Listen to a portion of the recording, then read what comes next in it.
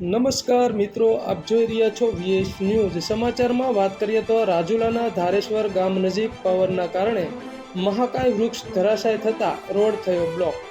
સમગ્ર વિગતની વાત કરીએ તો ધારેશ્વર ગામ નજીક ચાંદલિયા ડુંગર પાસે મહાકાય પીપળનું વૃક્ષ ધરાશાય થયું હતું ને આ વૃક્ષ ધરાશાય થતાં રાજુલા વાવેરા માર્ગ બંધ થયો હતો।